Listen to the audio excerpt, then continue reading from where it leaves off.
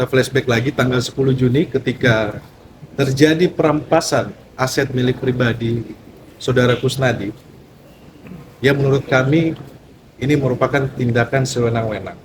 Karena Saudara Kusnadi pada tanggal 10 Juni mendampingi Mas Hasto Kristianto, posisinya bukan sebagai saksi.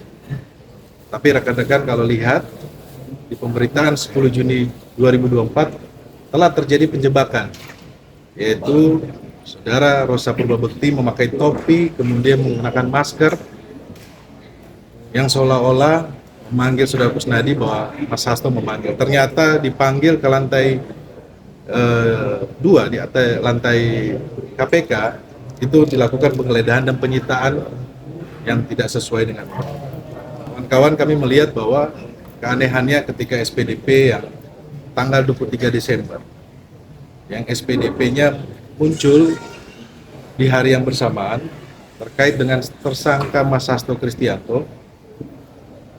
Yang menjadi keanehan adalah SPDP obstruction of justice terlebih dahulu, penetapan tersangka Mas Hasto Kristianto.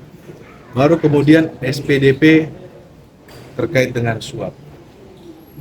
Kalau kita melihat bahwa narasi yang dibangun oleh KPK bahwa ini adalah kasus suap, bagaimana mungkin apabila ada terjadi tindak pidana kemudian perkara pokoknya tapi tidak didahulukan, tetapi perkara sangkaan lainnya didahulukan.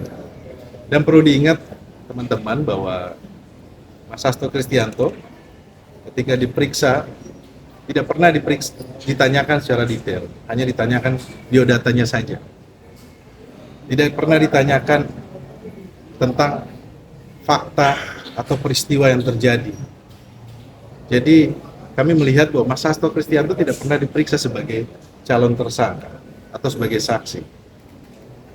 Peristiwa pemeriksaan tanggal 10 Juni, Mas Hasto Kristianto cuma ditanyakan biodata. Nah, ini yang menjadi keanehan. Dan perlu diingat, dalam hal ini persangkaan terhadap Mas Hasto Kristianto dengan dua sangkaan, yaitu obstruction of justice, suap dan obstruction of justice, pasal 5 dan pasal 21. Ini tidak bisa bersamaan, teman-teman, karena Mas Hasto Kristianto sebagai pribadi mempunyai hak ingkar dalam hal membela diri. Nah, ini nanti hal-hal ini akan kita ungkap. Dan juga ada keanehan ketika pemeriksaan bekas penyidik yang diambil keterangannya di dalam BAP. Kami juga mempertanyakan netralitas dari penyidik tersebut yang menyampaikan. Nah, hal-hal tersebut ini nanti akan kita sampaikan kepada kawan-kawan. Tentunya kejanggalan-kejanggalan ini yang kita sudah sampaikan bahwa aspek non-hukumnya lebih terlihat daripada aspek hukum.